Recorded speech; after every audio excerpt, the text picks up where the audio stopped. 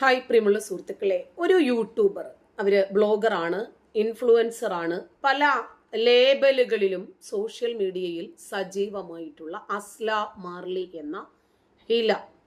Asla Marley എന്ന YouTube ചാനലിന് 10 ലക്ഷത്തിലധികം സബ്സ്ക്രൈബേഴ്സ് ഉണ്ട്. അവര് പറയുന്നു അവർക്കിഷ്ടം സെക്സ് വീഡിയോകൾ ചെയ്യാനാണ്. വീഡിയോ കണ്ടു കഴിഞ്ഞാല് പലരും പറയും അതൊക്കെ ഞാൻ പ്രതീക്ഷിക്കുക തന്നെ ചെയ്യുന്നു. വൃത്തികേടും മോശവും പറയാൻ ആളുണ്ടാകും. ഇഷ്ടം സെക്സ് എഡ്യൂക്കേഷൻ വീഡിയോകൾ ചെയ്യാനാണ് എന്ന് അസ്ല മാർലി പല ഇന്റർവ്യൂകളിലും തുറന്നു പറഞ്ഞിട്ടുണ്ട്. അപ്പോ വിവാഹം കഴിഞ്ഞിട്ട് അവരുടെ ഭർത്താവായിട്ടുള്ള അംജു അയാൾക്കൊപ്പം UK പോകുകയായിരുന്നു ഹില. അങ്ങനെ UK എത്തിയ സമയത്തുള്ള ചില വിശേഷങ്ങളൊക്കെ ഹില വ്ലോഗിലൂടെ പങ്കിട്ടു. അപ്പോ അവരുടെ ജീവിതത്തിൽ ഒരു മാലാഖക്കുട്ടി വന്നതിന്റെ സന്തോഷത്തിലാണ് ഹില എന്നും ഹിലയുമായിട്ട് ഒരു പ്രമുഖ ചാനൽ നടത്തിയ ഒരു അഭിമുഖം രംഗത്ത് വന്നിട്ടുണ്ടായിരുന്നു. വഴി തെറ്റിയ കണ്ടന്റ് ക്രിയേറ്റർ എന്നാണ് അവരെ പറയുന്നത് ആൾക്കാർ. അവർ നൽകുന്നത് സെക്സ് എഡ്യൂക്കേഷൻ ആണ്, അതൊരു മോശമാണ്, അയ്യോ എന്ന് പറയുന്ന ആളുകൾ ഉസ്താദുമാരുടെ വഷളൻ പ്രഭാഷണങ്ങൾക്ക് മുമ്പിൽ പോയിരുന്ന് വായും ഇളിച്ച് കേട്ടുകൊണ്ടിരിക്കുന്ന ടീമാ.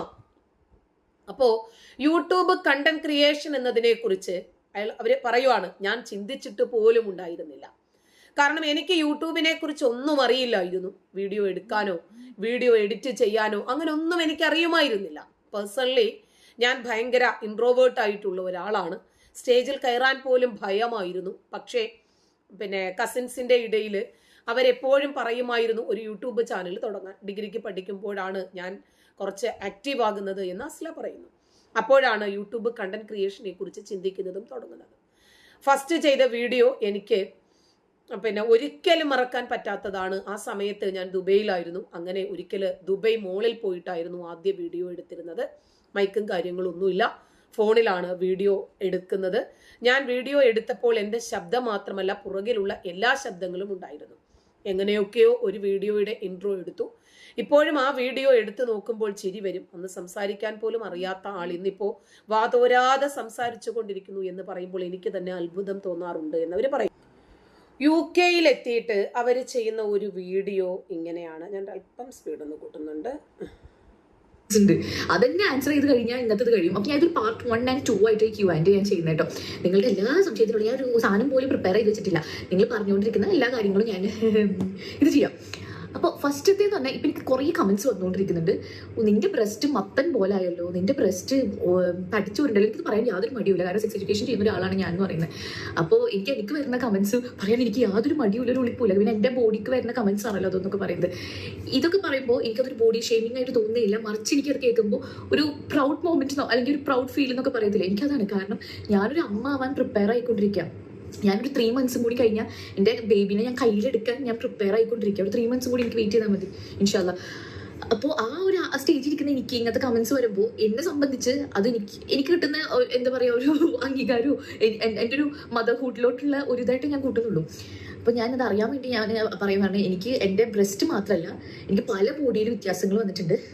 അതിൽ ആദ്യത്തെ വ്യത്യാസം എന്ന് പറയുന്നത് എൻ്റെ കഴുത്തിലുള്ള പിഗ്മെൻറ്റേഷനാണ്. ഞാനത് പ്രഗ്നൻ്റ് ആയി 1 മാസം കഴിഞ്ഞപ്പോൾ എനിക്ക് കഴുത്തിൽ ഭയങ്കര പിഗ്മെൻറ്റേഷനാണ്. എനിക്ക് അൺട്രാംസ് തീരെ. അവരുടെ ലൈഫ് എന്താണ് എന്ന് പബ്ലിക്കിനോട് തുറന്നു വെക്കുക. ഇപ്പോൾ ഞാനിത് പറയാൻ കാരണം കഴിഞ്ഞ ദിവസം ഇവരുടെ ഒരു ഇന്റർവ്യൂ വന്നിട്ടുണ്ടായിരുന്നു. തട്ടമിടുന്നതിനെ കുറിച്ചും പരലോകത്തെക്കുറിച്ചും ഒക്കെ. അല്ലെങ്കിലും മതം പിടിച്ചു കഴിഞ്ഞാൽ ചില ആളുകൾക്ക് അത് വലിയ വിഷയം തന്നെയാണല്ലോ. അപ്പൊ അവര് ഇന്റർവ്യൂവില് അവരുടെ നിലപാടുകൾ, മറ്റുള്ളവർ എന്തു പറയുന്നു, എന്തു വിമർശിക്കുന്നു, ആ പെൺകുട്ടിക്ക് അതൊരു വിഷയമേ അല്ല. അവരവരുടെ നിലപാടുകളിൽ ഉറച്ചു നിൽക്കുന്നു. ഇപ്പൊ തന്നെ അവര് പറഞ്ഞു കേട്ടില്ലേ, ഞാൻ ഗർഭിണിയാണ്, 3 മാസം കഴിഞ്ഞാൽ എനിക്ക് എൻ്റെ കുഞ്ഞിനെ എടുക്കാം.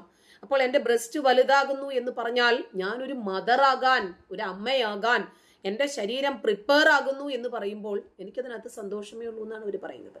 അതിലും ഓപ്പൺ ആയിട്ടൊന്നും ഒരു സ്ത്രീക്ക് പറയാൻ കഴിയുമെന്ന് എനിക്ക് തോന്നുന്നില്ല. അപ്പൊ ഇവര് അസ്ല മാർലി എന്ന് പറയുന്ന പെൺകുട്ടി ഒരു ഇസ്ലാം മത വിശ്വാസിയാണ്, മതത്തിൽപ്പെട്ട ആളാണ്, വിശ്വാസിയാണോ അല്ലേ. അപ്പോൾ അവര് കൂടുതൽ റീച്ച് കിട്ടാൻ വേണ്ടിയാണ് അവര് വീഡിയോയ്ക്കകത്ത് തട്ടത്തെയും പർദ്ദയെയും ഒക്കെ പറയുന്നത് എന്ന് പറഞ്ഞിട്ട് പല ആളുകളും എടുത്ത് വിമർശിക്കുന്നുണ്ട്. ഞാൻ തട്ടമിടത്തില്ല, പർദ്ദ ഇടത്തില്ല, പക്ഷെ എനിക്ക് അള്ളാഹുവിനെ പേടിയാണ് എന്ന അവരുടെ ഒരു പ്രസ്താവന തന്നെയാണ് വലിയ രൂപത്തിലുള്ള വിമർശനങ്ങൾക്ക് ഇടയാക്കിയത്. തട്ടമിടുന്നതും ഇടാത്തതും വ്യക്തി സ്വാതന്ത്ര്യമാണെന്നും എന്നാൽ അതിനെ പരസ്യമായി വിമർശിക്കുന്നത് ശരിയല്ല എന്നും അവർ പറയുന്നുണ്ട്. അപ്പോൾ തന്നെയുമല്ല, ചാനലിൽ മുമ്പ് കുടുംബകാര്യങ്ങളും വിവാഹമോചന വാർത്തകളും ഒക്കെ പറഞ്ഞ് അവരവരുടെ ഒന്നും സ്വകാര്യതകളില്ല എന്ന നിലയ്ക്ക് തന്നെ എല്ലാ കാര്യങ്ങളും തുറന്നു പറഞ്ഞിട്ടുണ്ട്. അപ്പൊ അതൊക്കെ റീച്ചിന് വേണ്ടിയാണ് എന്ന് പറഞ്ഞ ഒരു വിഭാഗം ആളുകൾ രംഗത്ത് വന്നിട്ടുള്ളത് ആ തട്ടത്തെ പിടിച്ച് വലിച്ചത് കൊണ്ട് മാത്രമാണ്. അപ്പോ പിന്നെ മുസ്ലിം പേരുള്ളത് കൊണ്ട് മാത്രം ഒരാൾ മുസ്ലിം ആകണമെന്നില്ലെന്നും മതത്തിന്റെ ചിട്ടവട്ടങ്ങൾ പാലിക്കുന്നവരാണ് യഥാർത്ഥ മുസ്ലിങ്ങളെന്നും പറഞ്ഞു ഒരുപാട് ആളുകൾ വീഡിയോ ചെയ്തു. അല്ല, ചോദിക്കട്ടെ, ആരാണ് ഇവിടെ ഇസ്ലാം മതം പറയുന്ന രൂപത്തിൽ ജീവിതം ചിട്ടപ്പെടുത്തുന്ന ഒരു വിശ്വാസിയെ നിങ്ങളൊന്ന് കാണിച്ചു തരാമോ? താലിബാനികളെയും ഐസിസിനെയും അല്ലാതെ. അള്ളാഹുവിനെ പേടിയില്ല, ഞാൻ തട്ടമിടില്ല എന്ന ടൈറ്റിൽ വെച്ചിട്ട് ഒരു യുവാവ് 3-4 ദിവസത്തിന് മുമ്പ് ഈ അസ്ലാ മാർലിയെ കടന്നാക്രമിക്കുന്നത് കണ്ടു. എനിക്ക് പിന്നീട് സമയം കിട്ടിയില്ല അതിനെ എടുത്ത് ഒന്ന് വിമർശിക്കണം, എൻ്റെ അഭിപ്രായം ആ വിഷയത്തിൽ ഒന്ന് രേഖപ്പെടുത്തണം എന്ന് വിചാരിച്ചിട്ട്. അപ്പോൾ അതിനകത്ത് പറയുന്നത് ഇസ്ലാം മതത്തിൽ തട്ടമിടുക എന്നത് നിർബന്ധമായ ഒരു കാര്യമാണ് എന്ന് ഖുർആനിലെ സൂറത്ത് നൂർ 24-31 വെച്ചിട്ട് യുവാവ് സമർത്ഥിക്കാൻ ശ്രമിക്കുന്നു. അതുപോലെ സൂറത്തുൽ അഹ്സാബ് 33-59 ഈ 2 വചനങ്ങൾ കൊണ്ടാണ് ആ പെണ്ണിന് സ്വർഗം വാങ്ങിക്കൊടുക്കാൻ വേണ്ടിയിട്ട് യുവാവ് നല്ല രൂപത്തിൽ ശ്രമിക്കുന്നത്. തട്ടം തൻ്റെ വ്യക്തിത്വത്തിന്റെ ഭാഗമല്ല എന്ന അസ്ലയുടെ വാദത്തെ എതിർക്കാനാണ് യുവാവ് ഖുർആനും പൊക്കിപ്പിടിച്ചുകൊണ്ട് വരുന്നത്. അടുത്തത് അള്ളാഹുവിനെ പേടിയില്ല, തനിക്ക് സ്നേഹം മാത്രമാണ് എന്നുമുള്ള അസ്ലയുടെ നിലപാടിനെയും യുവാവ് വിമർശിക്കുന്നുണ്ട്. തെറ്റ് ചെയ്യുന്നവർക്ക് അള്ളാഹുവിന്റെ ശിക്ഷ ലഭിക്കും എന്ന് ഖുർആനിൽ ഉണ്ട് എന്ന് യുവാവ് പറയുന്നു. നെയിൽ പോളിഷ്, മേക്കപ്പ് ഇതൊക്കെ ഉപയോഗിക്കുന്നത് നമസ്കരിക്കുന്നതിന് മുമ്പ് ഒരു ഒളു എടുക്കലുണ്ടല്ലോ, കയ്യും കാലും മുഖവും ഒക്കെ കഴുകുന്ന അംഗശുദ്ധി, ഇതിനെ ബാധിക്കുമെന്നും അത് നമസ്കാരത്തെ തടസ്സപ്പെടുത്തുന്നതുമാണ് യുവാവ് പറയാൻ ശ്രമിക്കുന്നത്. അന്യപുരുഷന്മാർക്ക് മുമ്പിൽ അലങ്കാരങ്ങൾ വെളിപ്പെടുത്തുന്നത് ശരിയല്ല എന്ന് ഖുർആൻ വ്യക്തമാക്കുന്നുണ്ട് എന്നും യുവാവ് പറയാൻ ശ്രമിക്കുന്നു. വ്യഭിചാരം തെറ്റല്ല എന്ന രീതിയിലുള്ള അസ്ലയുടെ സംസാരത്തെ യുവാവ് ശക്തമായ രൂപത്തിൽ എതിർക്കുന്നുണ്ട്. ഏതൊരു മതമെടുത്താലും വ്യഭിചാരം വലിയ തെറ്റാണെന്നും ഖുർആനിലും ഇത് വ്യക്തമായി പറഞ്ഞിട്ടുണ്ടെന്നും യുവാവ് വിശദീകരിക്കാൻ ശ്രമിക്കുന്നുണ്ട്. മതവും ഭരണഘടനയും വെച്ച് നോക്കുമ്പോൾ താൻ ഒരു ഇസ്ലാം മത വിശ്വാസിയാണ് എന്ന് പറയുകയും എന്നാൽ മതനിയമങ്ങൾ പാലിക്കാതിരിക്കുകയും ചെയ്യുന്നത് വിരോധാഭാസമാണെന്നും പകരം ഭരണഘടന അനുസരിച്ച് ജീവിക്കുന്ന വ്യക്തിയാണ് എന്ന് പറയുന്നതാണ് മാന്യതയെന്നും യുവാവ് പറയുന്നു യുവാവിന്റെ വാക്കുകളിലൂടെ. സോഷ്യൽ മീഡിയയിൽ ഞാനൊരു ഇന്റർവ്യൂ കാണുന്നത് അസ്ലാ മാർലി എന്ന ഒരു പെൺകുട്ടി നിരന്തരമായിട്ട് സെക്സ് എഡ്യൂക്കേഷനുമായി ബന്ധപ്പെട്ടുള്ള വീഡിയോസും കാര്യങ്ങളൊക്കെയാണ് ചെയ്തുകൊണ്ടിരിക്കുന്നത്. അവർ ഇസ്ലാമിനെ കുറിച്ചിട്ട് കുറച്ച് തെറ്റായ കാര്യങ്ങൾ പറയുന്നത് കേട്ടപ്പോൾ തീർച്ചയായിട്ടും നമ്മൾ അതിനെക്കുറിച്ചൊക്കെ പഠിക്കുന്ന ഒരാളായതുകൊണ്ട് അതിൽ ചെറിയ കുറച്ച് മിസ്റ്റേക്കുകൾ ഉണ്ട് എന്ന് ചൂണ്ടിക്കാണിക്കാൻ തോന്നി. അതുകൊണ്ട് മാത്രമാണ് ഈ വീഡിയോ. നമുക്ക് എന്തായാലും അസ്ലക്ക് പറയാനുള്ള കാര്യങ്ങളൊന്ന് കേൾക്കാം. എത്രത്തോളം പ്രധാനമാണ് തട്ടം ഇസ്ലാമിൽ? തട്ടം ഞാൻ പറയട്ടെ, ഇപ്പൊ ശരിക്കും നമ്മുടെ മതത്തിൽ തട്ടം ഡ്രസ്സിന്റെ മോഡസ്റ്റി ഒരു മോഡസ്റ്റ് ആണ്, ഒരു അങ്ങനെ കാത്തു സൂക്ഷിക്കുന്ന പറയുന്നത്. എനിക്ക് എന്റെ മോഡസ്റ്റി ഒന്നും ഞാൻ ഇങ്ങനെ നടക്കുന്നതായിരിക്കും. ഓക്കെ ഇസ്ലാമിൽ തട്ടത്തിന്റെ സ്ഥാനം എത്രത്തോളം വലുതാണെന്ന് വ്യക്തമായിട്ട് എല്ലാവർക്കും അറിയാം. ഫർളാണ്, നിർബന്ധമായിട്ടുള്ള ഒരു കാര്യമാണ്. കൃത്യമായിട്ട് ആയത്തുകളിലൊക്കെ പറയുന്നത് ഫർളാണെന്നോ? തട്ടം ഫർളാണ്, നിർബന്ധമാണെന്നോ? ആര് യുവാവേ, എവിടെ പറഞ്ഞു? ഇതെന്തിനാണെന്നറിയാമോ? ഒരു ഇസ്ലാം മതത്തിൽപ്പെട്ട പെൺകുട്ടി തട്ടത്തെക്കുറിച്ച് പറഞ്ഞപ്പോൾ ഒരു ഹൈന്ദവ യുവാവ് അതിനെ എതിർത്ത് രംഗത്ത് വരുന്നു. റീച്ചിന് വേണ്ടി പുതിയ കണ്ടെത്തലുകളാണ്. ശരി, ഇപ്പൊ ശരിയാക്കി തരാം.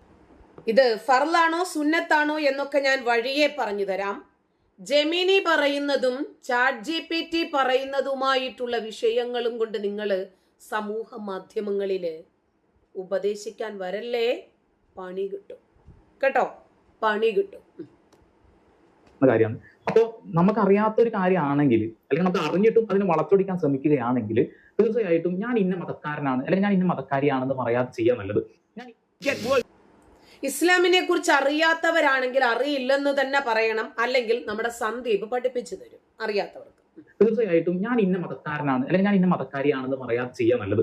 ഞാൻ ഇന്ത്യൻ ഭരണഘടനയെ മാത്രം അനുശ്വാസിച്ച് ജീവിക്കുന്ന ഒരു വ്യക്തിയാണ് എന്ന് പറയുകയാണെങ്കിൽ ഓക്കെ. അല്ല, ഞാൻ മുസ്ലിമാണ്, ഇന്ത്യൻ ഭരണഘടനയെ അനുസരിച്ചിട്ടാണ് ജീവിക്കുന്നത് എന്ന് പറഞ്ഞാൽ എന്താണ് തെറ്റ് സന്ദീപേ? ഈ വീഡിയോ സന്ദീപ് കാണുന്നെങ്കിൽ ഞാനുമായിട്ടൊരു സംവാദത്തിന് ഇരിക്കും സന്ദീപേ. ആ തട്ടത്തിന്റെ മഹത്വം, ഞാനും ഒരു മുസ്ലിം ആയിരുന്നു, ഇന്ന് ഞാൻ ഇസ്ലാം മതം ഉപേക്ഷിച്ചു.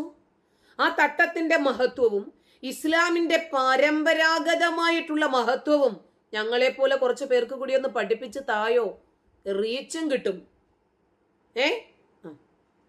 പക്ഷം ഞാൻ ഇസ്ലാമാണ്, പക്ഷെ ഇസ്ലാമിന് നിർബന്ധമായിട്ടുള്ള ഒരു കാര്യം ഞാൻ ചെയ്യില്ല. എന്തുവാണ് ഈ ചക്കം പറയുന്നത്? ഞാൻ ഇസ്ലാമാണ് എന്ന് പറഞ്ഞാൽ രാജ്യത്തിന്റെ ഭരണഘടന അനുസരിക്കില്ല എന്ന് പറയണോ? അപ്പോ ഈ രാജ്യത്ത് കോടിക്കണക്കിന് വരുന്ന ഇസ്ലാം മത വിശ്വാസികൾ ഞാൻ മുസ്ലിമാണ്, ഭരണഘടന അനുസരിക്കുന്നില്ല എന്ന് പറയണോ? അപ്പൊ മുസ്ലിങ്ങളൊന്നും ഭരണഘടന അനുസരിക്കുന്നില്ല എന്നല്ലേ ഇയാൾ പറയാൻ ശ്രമിക്കുന്നത്? അങ്ങനെയാണ് എനിക്ക് തോന്നിയത് കേട്ടോ. ഞാനൊരു മുസ്ലിമാണ്, ഭരണഘടന അനുസരിക്കുന്നു എന്ന് അസ്ലാം മാർലി പറഞ്ഞതാണ് സന്ദീപ് വലിയ കുറ്റമായിട്ട് കണ്ടിട്ട് പെരുപ്പിക്കുന്നത്. ഇഷ്ടത്തിനെ ഞാൻ ചെയ്യൂ എന്ന് പറഞ്ഞുകൊണ്ട് ഞാൻ ഇസ്ലാമാണെന്ന് പറഞ്ഞിരിക്കുമ്പോൾ എന്തർത്ഥമാണുള്ളത്? എന്താണ് തട്ടവുമായി ബന്ധപ്പെട്ട് ഇസ്ലാമിൽ പറഞ്ഞിട്ടുള്ളത് പരിശോധിക്കാം.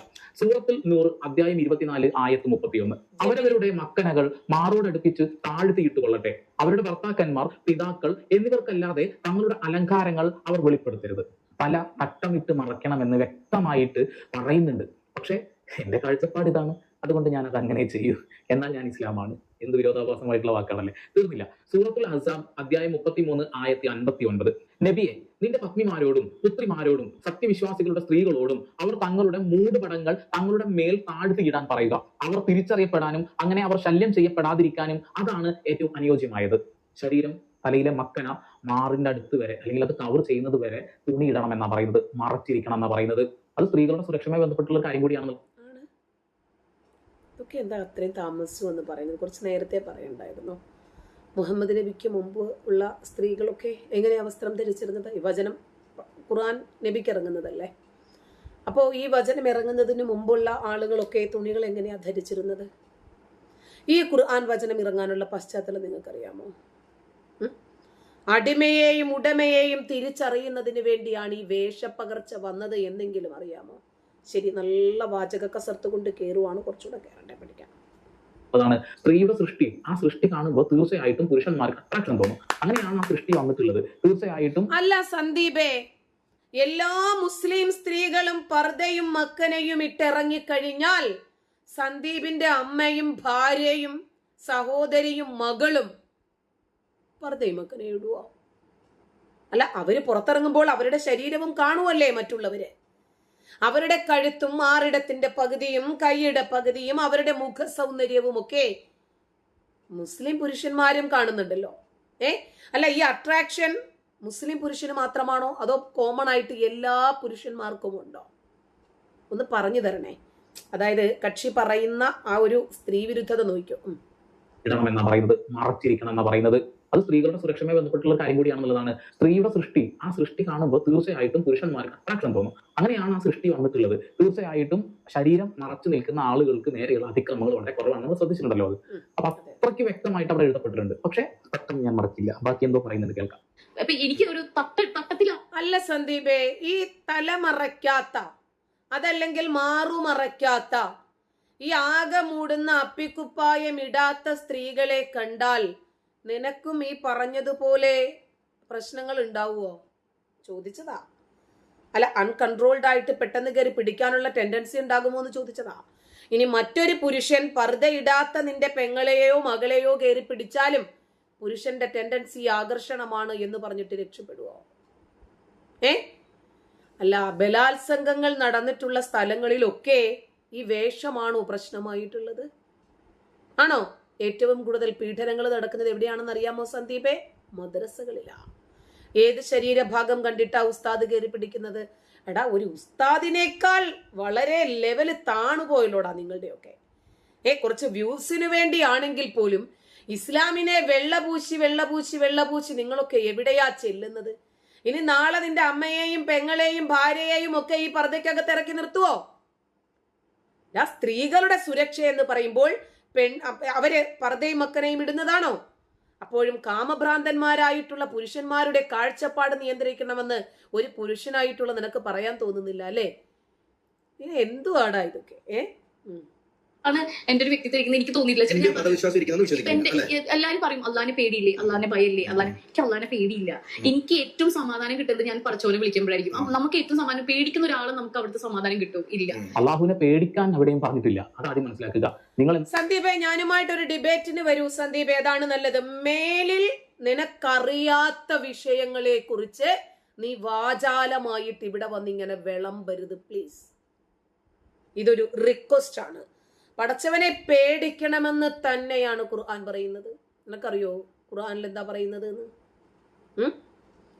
6263 വചനങ്ങളിലായി അള്ളാഹു കോരിയിട്ട് ഖുർആനിന്റെ വചനങ്ങളെന്ന് മുസ്ലിങ്ങൾ വിശ്വസിക്കുന്ന ഈ ഗ്രന്ഥത്തിൽ പരസ്പരം സ്നേഹിക്കാൻ പറയുന്ന ഒരൊറ്റ വചനം പോലുമില്ല. അള്ളാഹുവിനെ ഭയപ്പെടണമെന്ന് തന്നെയാ ഖുർആൻ പറയുന്നത്. അതാണ് തെറ്റായ സന്ദേശം കൊടുക്കുന്നത് എനിക്ക് ചോദിക്കാനുള്ളത്. അത് തന്നെയാണ് സന്ദീപേ എനിക്കും നിന്നോട് ചോദിക്കാനുള്ളത്. എന്തിനാണ് നിനക്കറിയാത്ത വിഷയത്തിൽ കൈവച്ചിട്ട് വെറുതെ പണി എരന്നു വാങ്ങുന്നത്? നിനക്ക് മുസ്ലിങ്ങളെ വെള്ളപൂശി കുറച്ച് പണം ഉണ്ടാക്കണം, സബ്സ്ക്രൈബേഴ്സിനെ വീഴ്ത്തണം, കുറച്ച് വ്യൂവർഷിപ്പ് നേടണമെങ്കിൽ ആയിക്കോ. അറിയാത്ത വിഷയങ്ങൾ പറഞ്ഞിട്ട് വേണം. ഈ വീഡിയോ സന്ദീപിന്റെ അടുത്ത് എത്തുന്നത് വരെ നിങ്ങൾ ഇതൊന്ന് ഷെയർ ചെയ്ത് തരണം എനിക്ക്. എന്നിട്ട് സന്ദീപ് ഞാനുമായിട്ട് വന്നിരിക്കട്ടെ. ചാറ്റ് ജിപിടിയും ജെമിനിയും ഒഴിവാക്കിയിട്ട് വന്നിരിക്കെ ഇസ്ലാം എന്താണെന്നും ഇസ്ലാമിലെ തട്ടവും അടിമത്വവും എന്താണെന്നും ജാമിത പഠിപ്പിച്ചു തരാം. അറിയാത്ത വിഷയത്തിൽ പണി വാങ്ങരുത് ചൊറിഞ്ഞ്. പറഞ്ഞിട്ടുള്ളത് അള്ളാഹുവിനെ വിശ്വസിക്കാനാ പറഞ്ഞിട്ടുള്ളത്. ആ വിശ്വാസങ്ങളിൽ ഖുർആനിൽ കൃത്യമായിട്ട് എഴുതപ്പെട്ട കുറച്ച് കാര്യങ്ങളുണ്ട്. വചനങ്ങളും കൂടി സ്വീകരിക്കുന്ന ആളായിരിക്കും, അത് പിന്തുടരുന്നവരുമായിരിക്കും ഇസ്ലാം. അതാദ്യം മനസ്സിലാക്കുക. എന്തിനേറെ പറയുന്നു, മറ്റുള്ള മതസ്ഥരായ ആളുകൾ, ഇതര മതസ്ഥര്, നമ്മളങ്ങനെ വേർതിരിച്ച് പറയല്ല, ഈ ഒരു വിഷയം പറയേണ്ടതായിട്ടുണ്ട്, അതുകൊണ്ട് പറയാണ്. ഇപ്പോൾ ഒരു കന്യാസ്ത്രീയുടെ വസ്ത്രം ഒരു ഇസ്ലാമിൽ പറഞ്ഞൊരു പെൺകുട്ടി അതിട്ടു എന്ന് കൂട്ടുക. സന്ദീപിനെ കുറിച്ചും സന്ദീപിന്റെ അമ്മയെക്കുറിച്ചും പെങ്ങളെക്കുറിച്ചും ഭാര്യയെക്കുറിച്ചും മകളെക്കുറിച്ചും നിന്റെ സഹോദരങ്ങളെക്കുറിച്ചും നിന്റെ കുടുംബക്കാരെക്കുറിച്ചും നിന്റെ സമുദായത്തെക്കുറിച്ചും ഖുർആനിൽ എന്താ പറയുന്നത് എന്ന് നിനക്കറിയാമോ? ജീവിതത്തിൽ ഒരിക്കലെങ്കിലും അതൊന്നറിയാൻ ശ്രമിച്ചിട്ടുണ്ടോ? ഖുർആനിന്റെ ആഴങ്ങളിലേക്കൊന്ന് ഇറങ്ങാൻ ശ്രമിച്ചിട്ടുണ്ടോ? ആ ബഹുദൈവ ആരാധകർ, ബഹുദൈവ വിശ്വാസികളാകുന്ന ആളുകൾ, ആ മുസ്ലിങ്ങൾ അവരെ ഖുർആൻ എങ്ങനെയാണ് കാണുന്നത് എന്ന് പറയാമോ? അതാ ഞാൻ പറഞ്ഞത്, ഡിബേറ്റിന് വന്നിരിക്കും, ഞാൻ പഠിപ്പിച്ചു തരാം. അത് ഒരു അനുകരണമായിട്ടാണ് ചെയ്യുന്നത് എങ്കിൽ തീർച്ചയായിട്ടും തെറ്റാണ്.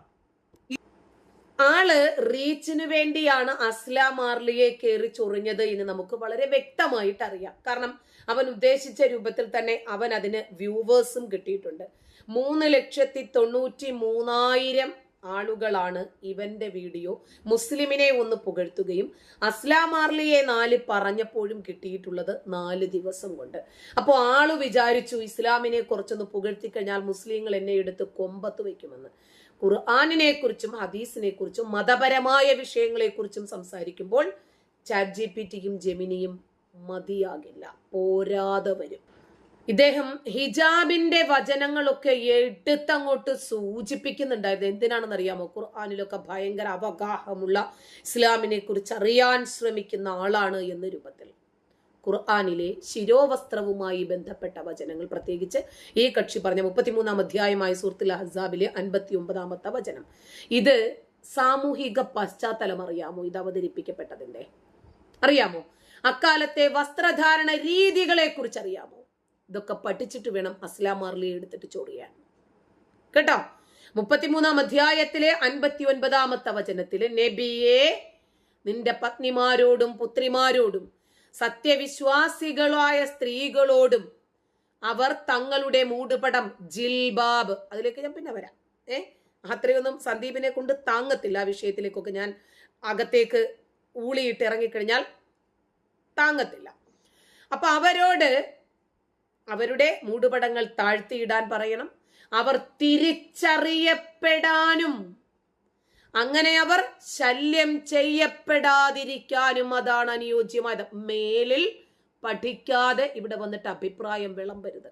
അറ്റ്ലീസ്റ്റ് നീ ജെമിനിയോടോ ചാറ്റ് ജിപിടിയോടോ ചോദിച്ച വസ്തുത ആ 33-ാം അധ്യായത്തിലെ 59-ാമത്തെ വചനം മുഴുവനും ഒന്ന് വായിച്ചിരുന്നെങ്കിൽ നിനക്ക് പല കാര്യങ്ങളും മനസ്സിലാകുമായിരുന്നു. എന്താണ്? അവർ തിരിച്ചറിയപ്പെടാനും അങ്ങനെ അവർ ശല്യം ചെയ്യപ്പെടാതിരിക്കാനും. അക്കാലഘട്ടത്തില് മദീനയില് സ്വതന്ത്ര സ്ത്രീകളും അടിമ സ്ത്രീകളും ഒരുപോലെ പുറത്തിറങ്ങിയിരുന്നു. രാത്രികാലങ്ങളിലും മറ്റും പുറത്തിറങ്ങുന്ന സ്ത്രീകളെ ചില സാമൂഹിക വിരുദ്ധർ ശല്യം ചെയ്യുമായിരുന്നു. ശല്യം ചെയ്യുന്നവരോട് ചോദിച്ചാൽ അതൊരു പെണ്ണാണ്, അടിമപ്പെണ്ണാണെന്ന് കരുതിയിട്ടാണ് ഞങ്ങൾ കയറി പോയത്, അവരെ തൊട്ടത്, അവരെ പിടിച്ചത് എന്നൊക്കെ അവർ ഒരുപാട് ഒഴിവ് കഴിവുകൾ പറയാറുണ്ടായിരുന്നു. ഈ ഒരു പശ്ചാത്തലത്തിലാണ് മാന്യരായ സ്വതന്ത്ര സ്ത്രീകളെ തങ്ങളെ തിരിച്ചറിയുന്നതിന് വേണ്ടി വസ്ത്രധാരണത്തിൽ മാറ്റം വരുത്താൻ നിർദ്ദേശിക്കപ്പെട്ടത്. അതായത് നബിയുടെ കിങ്കരന്മാരായിട്ടുള്ള അബൂബക്കറിനെയും ഉമറിനെയും പോലെയുള്ള ആളുകളും അവരുടെയൊക്കെ അടിമകളും ഈ സ്ത്രീകൾ മലമൂത്ര വിസർജനത്തിന് പോകുന്ന സ്ഥലത്ത് പതിയിരിക്കും. എന്തിനാ? മൂടുപടമണിഞ്ഞാൽ അവർ സ്വതന്ത്ര സ്ത്രീകൾ, മാറിലൂടെ വസ്ത്രം താഴ്ത്തിയിട്ടിട്ടുണ്ട്, അതല്ലെങ്കിൽ അടിമപ്പെണ്ണെ നമുക്ക് എപ്പോൾ വേണമെങ്കിലും കയറി പിടിക്കാം. ചരിത്രപരമായി നോക്കിയാൽ, ഇസ്ലാമിക നിയമപ്രകാരം നോക്കിയാൽ അടിമ സ്ത്രീകൾക്ക് ഹിജാബ് നിർബന്ധമേ ആയിരുന്നില്ല. അതായത് നാളെ കേരളം കേരളമായി കഴിഞ്ഞാൽ സന്ദീപിന്റെ ഭാര്യയും മകളും സഹോദരിയും അമ്മയും അടക്കമുള്ള ആളുകൾക്ക് മൂടുപടം ധരിക്കേണ്ടി വരില്ല. അവർക്ക് ഈ മാറിടം മറക്കേണ്ടി വരില്ല. കാരണം എന്താ? അവർ അടിമകളാണ്. കാര്യം തിരിഞ്ഞോ? രണ്ടാം ഖലീഫയായ ഉമർ അദ്ദേഹത്തിന്റെ ഭരണകാലത്ത് അടിമ സ്ത്രീകൾ തല മറയ്ക്കണ്ട എന്ന ഒരു മതവിധി പുറപ്പെടുവിച്ചിരുന്നു എന്ന് ചരിത്രരേഖകളിൽ കാണുന്നുണ്ട്. മുസ്നദ്, ഇബ്നു അബീ ഷൈബ പോലെയുള്ള ഗ്രന്ഥങ്ങളിൽ അവർ പറഞ്ഞു വെക്കുന്നുണ്ട് അത്. അപ്പോൾ സ്വതന്ത്ര സ്ത്രീകളും അടിമകളും തമ്മിലുള്ള വ്യത്യാസം വസ്ത്രധാരണത്തിലൂടെ പ്രകടമാകണം. അതിനുവേണ്ടി സ്വീകരിച്ച നിലപാടാണിത്. കർമ്മശാസ്ത്ര ഗ്രന്ഥങ്ങളാകുന്ന ഫിഖ് ഗ്രന്ഥങ്ങളിൽ അടിമ സ്ത്രീയുടെ മറ, അതായത് ശരീരത്തിന്റെ നഗ്നത എന്ന് പറയുന്നത് പുരുഷന്മാരുടേതിന് സമാനമാണ്. മനസ്സിലായില്ലേ? മുട്ടു മുതൽ പൊക്കിൾ വരെ പെണ്ണും മറച്ചാ മതി, അടിമ സ്ത്രീയാണല്ലോ. ആ അടിമ സ്ത്രീക്ക് വേണ്ടിയിട്ട് സന്ദീപ് സംസാരിക്കുവോ? ആ സ്ത്രീയുടെ നഗ്നത മറയ്ക്കാനുള്ള അവകാശത്തിന് വേണ്ടി സംസാരിക്കുന്നിട്ട് പോരെ അസ്ലാം മാർലിയെ കൊണ്ട് തുണി ഉടിപ്പിക്കാൻ? അടിമ സ്ത്രീകൾക്ക് തല മറയ്ക്കാൻ നിർബന്ധം ഉണ്ടാവും. അപ്പൊ ഈ ചരിത്ര വസ്തുതകള് പല രൂപത്തിലുള്ള വിമർശനങ്ങൾക്കും ഉമറിന്റെ കാലഘട്ടത്തിൽ തന്നെ വഴിതെളിച്ചിരുന്നു.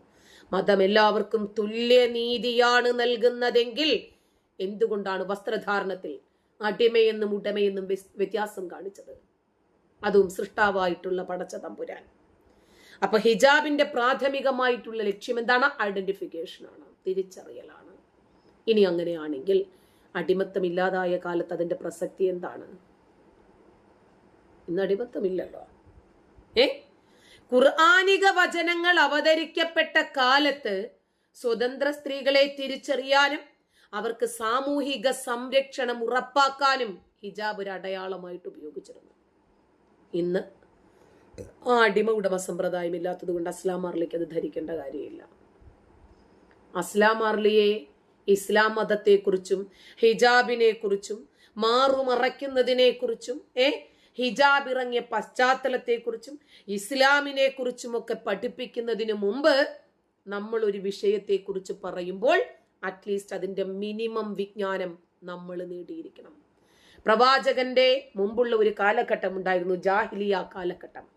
അറേബ്യയിലെ വസ്ത്രധാരണം ആ സാഹചര്യത്തിൽ, ആ കാലാവസ്ഥയ്ക്ക്, ആ നാടിന്, ആ ഗോത്ര സംസ്കാരത്തിന് അടിസ്ഥാനമാക്കിയിട്ടുള്ളതാണ്. ഇന്നത്തെ പോലെ തന്നെ അന്നും വസ്ത്രങ്ങൾ അയഞ്ഞതും ശരീരത്തെ വെയിലിൽ നിന്ന് സംരക്ഷിക്കുന്നതിനും ഒക്കെ ആയിട്ട് തന്നെയാണ് ഉപയോഗിച്ചിരുന്നത്.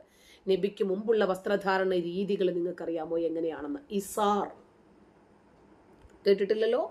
ഇസാർ അരയ്ക്ക് താഴെ ചുറ്റുന്ന ഒരു തുണിയായിരുന്നു. ഇത് തയ്ച്ച വസ്ത്രമായിരുന്നില്ല. അതായത് സാധാരണക്കാരധികവും അതാണ് ഉപയോഗിച്ചിരുന്നത്. അടുത്ത പറഞ്ഞാണ് കമീസ്. തുന്നിയ വസ്ത്രങ്ങൾ ധരിക്കുന്ന രീതി ഉണ്ടായിരുന്നു കുറച്ചാളുകളുടെ വിഷയത്തിൽ. ഇത് നീളമുള്ള ഒരു കുപ്പായമാണ്, ട്യൂണിക്. അതായത് ഇപ്പൊ കണ്ടില്ലേ, കന്തൂറ പോലെയുള്ള. സമ്പന്നരും നഗരവാസികളും ഒക്കെ അതാണ് ഉപയോഗിച്ചിരുന്നത്. ഇനി ഒരെണ്ണം ഉണ്ടായിരുന്നു റദാ, തോളിലൂടെ പൊതിച്ചിരുന്ന ഒരു മേൽമുണ്ട്. ഇന്നും അഫ്ഗാനികളുടെയൊക്കെ വേഷം അതാണ്. മണൽക്കാറ്റിൽ നിന്നും അതുപോലെ ഭയങ്കരമായ വെയിലിൽ നിന്നും ചൂടിൽ നിന്നും ഒക്കെ രക്ഷ നേടാൻ വേണ്ടിയിട്ട് പുരുഷന്മാർ തലപ്പാവ് ധരിച്ചിരുന്നു. ഇത് അവരുടെ മതത്തിന്റെ ഗോത്രമഹിമയുടെ ഒക്കെ അടയാളമായിട്ടാണ് കാണപ്പെട്ടിരുന്നത്. പിന്നെ സ്ത്രീകൾ പൊതുവെ നിലത്ത് മുട്ടുന്ന രൂപത്തിലുള്ള നീളൻ വസ്ത്രങ്ങൾ ധരിച്ചിരുന്നു. നബിക്കു മുമ്പ് അറബ് സ്ത്രീകൾ തലയിൽ തുണി ധരിച്ചിട്ടുണ്ടായിരുന്നു, പക്ഷെ ഇന്നത്തെ ഹിജാബ് രീതിയിലായിരുന്നില്ല. അവരെ ഈ പൊടിക്കാറ്റിൽ നിന്നും രക്ഷിക്കുന്നതിന് വേണ്ടി, മുഖത്തേക്ക് മണ്ണ് വരാതിരിക്കുന്നതിന് വേണ്ടി കഴുത്തും നെഞ്ചിന്റെ ഭാഗവും ഒന്നും അവരന്ന് മറച്ചിരുന്നില്ല. ഈ രീതി മാറ്റാൻ പിന്നീട് ഖുർആൻ പറഞ്ഞു എന്നതാണ് ഇദ്ദേഹം കാണിച്ച ഒരു വചനത്തിന്റെ സന്ദർഭം നമുക്ക് വ്യക്തമാക്കി തരുന്നത്. വസ്ത്രങ്ങളിൽ കൂടുതലും എംബ്രോയിഡറികളും ആഭരണങ്ങൾ ധരിക്കുന്ന രീതിയും ഒക്കെ അറേബ്യൻ സ്ത്രീകളിൽ ഇന്നും പതിവാണ്. ചോദിക്കട്ടെ, സന്ദീപ് അറബ് സ്ത്രീകളെയൊക്കെ കണ്ടിട്ടുണ്ടോ? കണ്ടിട്ടില്ലെങ്കിൽ UAE രാജകുമാരിയായിട്ടുള്ള ഷെയ്ഖ മെഹ്റയുടെ വസ്ത്രധാരണത്തെ ഒന്നെടുത്ത് വിമർശിക്കും, നോക്കട്ടെ. അക്കാലത്ത് വസ്ത്രധാരണം ഒരാളുടെ സാമ്പത്തിക പ്രൗഢിയെ കാണിക്കുന്നതായിരുന്നു.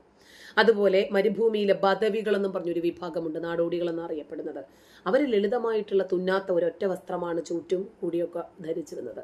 പേർഷ്യൻ റോമൻ സംസ്കാരങ്ങളുമായിട്ടൊക്കെ വ്യാപാര ബന്ധങ്ങൾ ഉണ്ടായിരുന്ന മക്കയിലെ, മദീനയിലെ, യമനിലെ ഒക്കെ ആളുകൾ പട്ട്, നൂല് ഇതുകൊണ്ടൊക്കെ ഉണ്ടാക്കിയ വില കൂടിയതും തുന്നിയതുമായിട്ടുള്ള വസ്ത്രങ്ങൾ ധരിച്ചിരുന്നു. ചുരുക്കത്തിൽ ഇസ്ലാം വന്നപ്പോൾ പുതിയ ഒരു വസ്ത്രധാരണ രീതി പൂർണ്ണമായിട്ടും പ്രത്യേകിച്ച് ആരും കൊണ്ടുവന്നിട്ടില്ല.